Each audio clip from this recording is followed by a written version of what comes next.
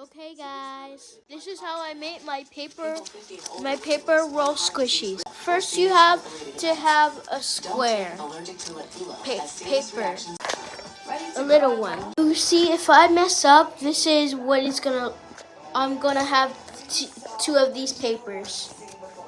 Okay, now we're just gonna need this, and then we're gonna need one of those pom. So we have these pom-poms right here. We're gonna put it inside here and then do this. Crumble it up just for a minute. And that's not gonna take that long. Wait.